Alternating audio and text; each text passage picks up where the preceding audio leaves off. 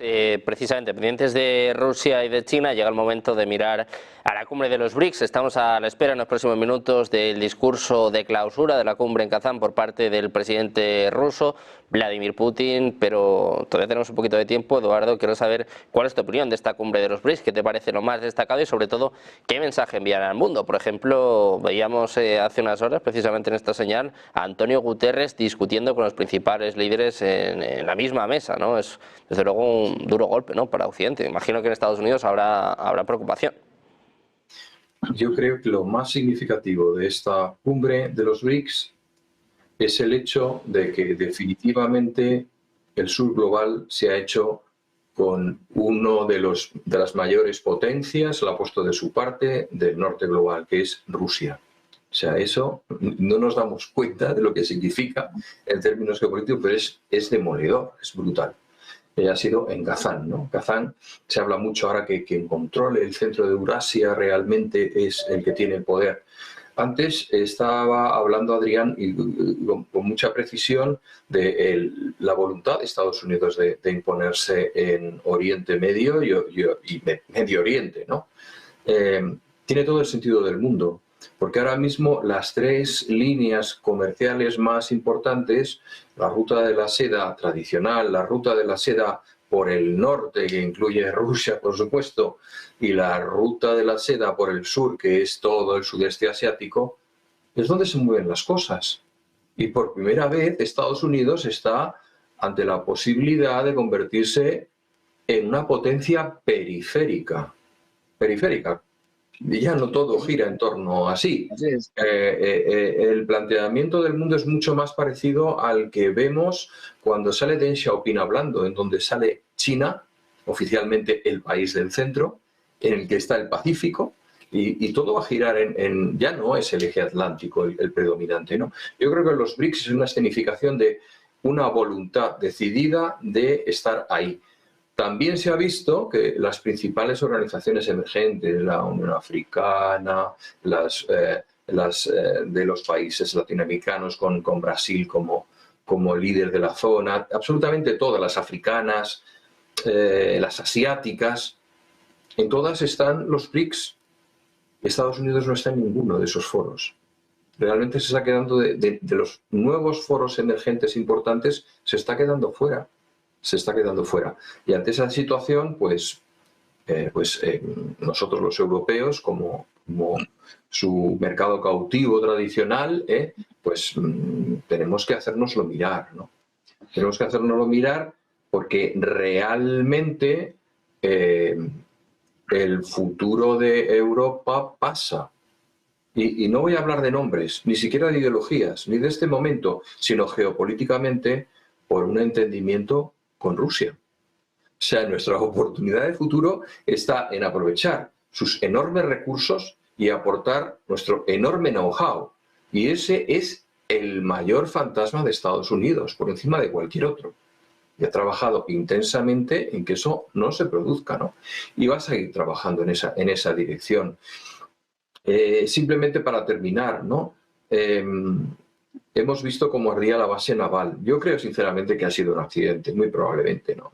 Y probablemente no haya sido tan grande como las imágenes que estamos viendo, nos están llegando, etcétera. Será tal vez otra cosa.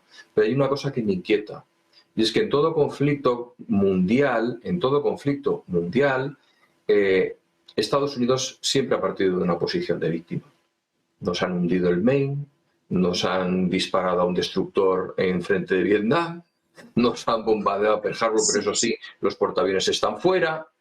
Y entonces esto de que a mí, cuando ocurre algo en Estados Unidos, me da miedo, porque pienso que es como esos payasos del circo en donde va la bofetada dirigida a uno, se agacha y le da al de atrás, ¿no? Y el que le van a dar, los que estamos detrás, somos nosotros los europeos, ¿no? Entonces eso es cuando menos inquietante. Espero que sea sencillamente un accidente, esperémoslo. Pendientes de lo que sucede en esta base naval de Estados Unidos en Corea del Sur, el foco está puesto en los BRICS, como bien decía Fernando, a pesar de que no todos los medios están hablando sobre ello, a pesar de que hayamos visto bastantes cortinas de humo en los últimos días. Te quiero preguntar, Fernando, ¿hasta dónde ha llegado el poder de esta cumbre y sobre todo una Rusia que, según se decía, estaba aislada y que yo creo que más bien ha demostrado lo contrario, ¿no?, que está más fuerte que nunca? Efectivamente, es decir, los que estamos aislados somos nosotros. Es decir, esto que se llama ahora el occidente colectivo, vamos, Estados Unidos, Canadá, Europa, Japón, Corea del Sur, Australia y Nueva Zelanda. Ha estado tan ampliada que mismo se lo hace unos meses. Es decir, pues bueno, estos son la minoría, la mayoría son los otros, en todos los aspectos. Es decir, nosotros somos los que estamos aislados cada vez más y sobre todo con una desconexión cada vez mayor de la realidad, y con unos líderes, pues como decía perfectamente Eduardo, ¿no?, que están muertos de miedo, que están viendo que esto que ya se les hunde y que no hay remedio, y tomando decisiones erróneas una detrás de otra. Y aquí, bueno, pues esto, yo soy muy pesimista en cuanto a Europa, que se va a llevar las tortas de todo el mundo, es decir, y ojalá en un futuro, no sé cuándo, los europeos, bueno, tengan la autonomía necesaria, pero eso todavía es algo muy de ciencia ficción, es decir, tengan la autonomía necesaria para poder imbricarse con Rusia, porque además los rusos, no olvidemos, se consideran europeos. Es decir, que no tenemos ese problema de tanto que están hablando ahora con los inmigrantes y tal. Bueno, pues mire usted, estos además necesitan inmigración, o sea, al revés. De hecho, una de las cosas que no se habla es que Corea del Norte, en el futuro y tal, en estos acuerdos que se han hecho, que no solo son defensivos, puedes favorecer el desarrollo del lejano oriente ruso. ¿Por qué? Porque pueden ir allí coreanos a trabajar, porque están al lado. Es decir, mano de obra, que no existe, porque no hay población suficiente en Siberia y la parte más extrema, ¿no?, el lejano oriente. Bueno, pues otras cosas hay que tenerlas en cuenta. Y luego, fíjate, para no extenderme mucho, yo creo que los BRICS, hay muchas cosas, obviamente, ¿no?, pero lo podríamos decir en que por primera vez el mundo ese que no es Occidente y sobre todo el gran imperio, Estados Unidos, le han perdido el miedo a Occidente y a Estados Unidos. Y te pongo un ejemplo que acabo de verlo hace un rato. Una noticia que decía que Arabia Saudí acaba de comprar, ya de forma oficial y ratificada, los sistemas rusos de antiaéreo Pansir. Esto hace unos años sería impensable. Ojo, que es verdad que Arabia Saudí, como todo el mundo, está jugando en todas las mesas, a todas las bandas, porque no puede enfrentarse directamente a Estados Unidos, nada de esto.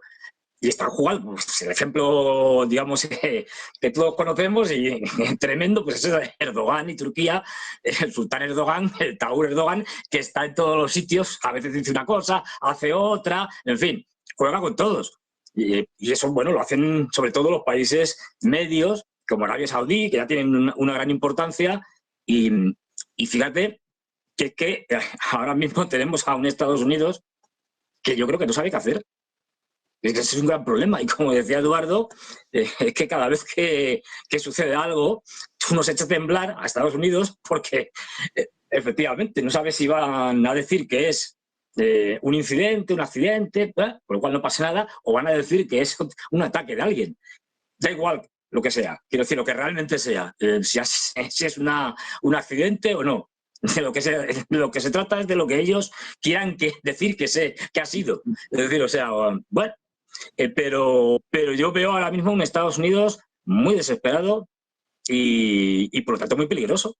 Porque, a ver, imperios han caído muchísimos a lo largo de la historia, pero había un factor que es que era, en ese sentido, beneficioso, ¿no? Y decir, bueno, caía un imperio, por muy grande que fuera, pero ese imperio no podía arrastrar a todo el mundo a prácticamente la extinción. Ahora, con las armas nucleares, sí. Quiero decir, ahora es la primera vez, porque lo de la Unión Soviética efectivamente implotó, se destruyó a sí misma, pero dejó una herencia, que es la Rusia actual, la Federación Rusa, que aunque no sea comunista ni sea soviética, pero digamos que es, de hecho, heredera legal de la Unión Soviética, y bueno, Y se ha quedado, al final se quedó con todo el poder nuclear que tenía en ese momento la Unión Soviética, cuando Bielorrusia, Kazajstán y Ucrania devolvieron las armas nucleares a Rusia. Es decir, que hay una cierta, digamos, continuidad, pero lo de Estados Unidos no. Es decir, si Estados Unidos se hunde, no van a venir los británicos a reclamar el Imperio Británico, ¿no? Es decir, no tiene en el mundo occidental una opción de... Con lo cual, y estamos asistiendo a eso, a la caída de un imperio con armas nucleares, que es la segunda potencia nuclear después de los rusos. Y que además está cada vez más histérico. ¿Por qué? Porque ve que se ve superado por todos los sitios. Desde los rompehielos en el Ártico, que no tienen uno, nuclear, es decir, hasta pues yo qué sé, es decir, cualquier otra cosa. Es decir, están... Bueno, las armas nucleares, si están todavía con los Minuteman 3, que son una reliquia del pasado, que es más fácil que les explote a ellos que lleguen a Rusia. Que de hecho, cuando salen informes, se ve que hay unos problemas de mantenimiento y tal. Claro, aunque se hayan sido modernizados, pues es que son de los años 50. Es decir, y claro, esto se dan cuenta de que ahora mismo, cada vez más, Estados Unidos, bueno, cada vez es más claro, es un gigante con pies de barro. Y este es el gran peligro. Y los BRICS saben, los norteamericanos, que a medio plazo son la alternativa y que van a por ellos. En caso de los rusos lo dicen claramente. Vamos a por Estados Unidos. Ellos van a por nosotros vamos a ir a por ellos. Se acabó la potencia unilateral. Es decir, no, vamos al multilateralismo y eso significa que hay que acabar con la potencia unilateral que es Estados Unidos. Pues pendientes de Estados Unidos, como decíamos, esta semana sin duda el foco se lo han llevado los BRICS. En los próximos minutos va a hablar precisamente el anfitrión de esta cumbre en Kazán, va a hablar Vladimir Putin. Pero Adrián, quiero saber un poco cuál es tu valoración de esta cumbre, qué te ha parecido lo más destacado y sobre todo qué mensaje están enviando al mundo.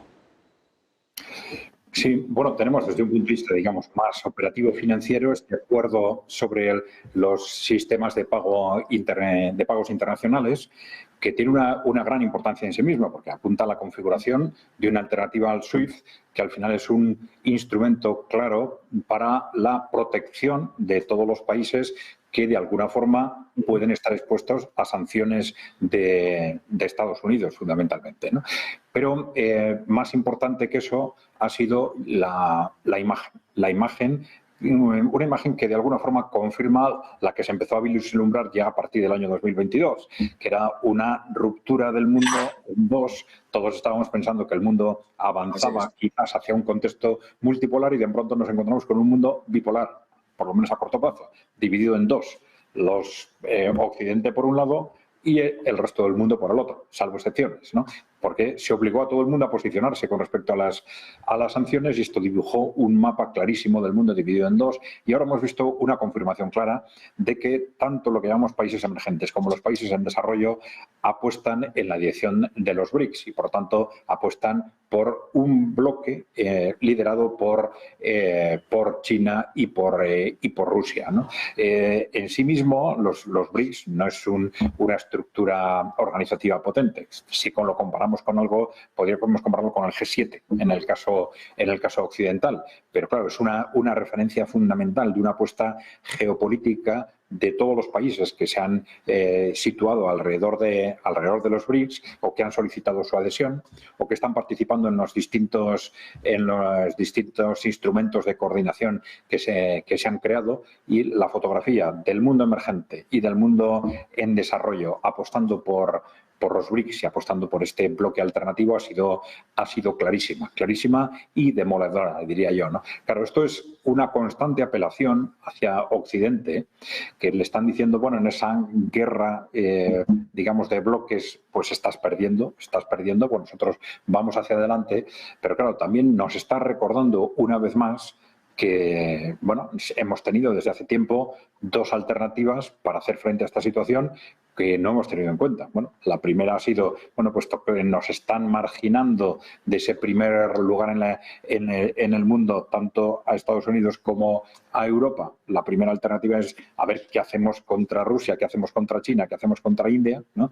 Y esa es a la que hemos jugado, pero claro, la otra alternativa, la lógica y la constructiva, hubiera sido mirarnos a nosotros mismos, porque este no ha sido solo el producto de cosas que los países emergentes han hecho bien, sino de muchas cosas que los países occidentales hemos hecho fatal durante las últimas décadas, ¿no?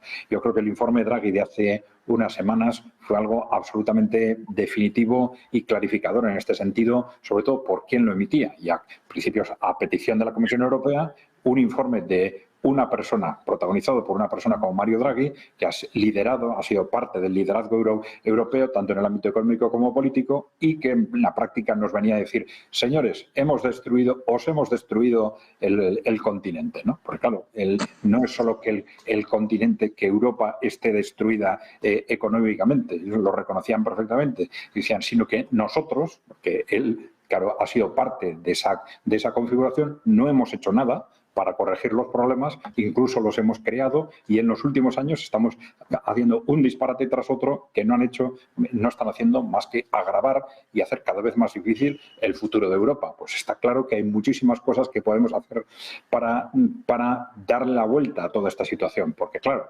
Draghi nos decía, hay una situación de sobreendeudamiento sobre la cual no se ha hecho nada en 30 años, hay una crisis demográfica sobre la cual no se ha hecho nada en 30 años, hay una crisis demográfica sobre la cual no se ha hecho nada en 30 años y encima hemos empezado a echar una crisis de inversión. Dice, es que en Europa no hay inversión, no hay investigación, están estas dinámicas básicas para el funcionamiento de la economía congeladas y encima en los últimos años nos hemos dedicado a echaros más problemas encima, como una gestión ridícula de estos programas verdes, vamos a decir, o las sanciones, la ruptura con la energía barata rusa, el desacople con respecto a China y ahora encima queremos dedicarnos a gastar dinero en rearme, ¿no? Bueno, pues todo esto es una cuestión en la que el propio Draghi nos estaba, de hecho, reconociendo la responsabilidad de la clase política europea de los últimos 30 años y, además, precisamente por eso nos está indicando el camino. Si queremos tener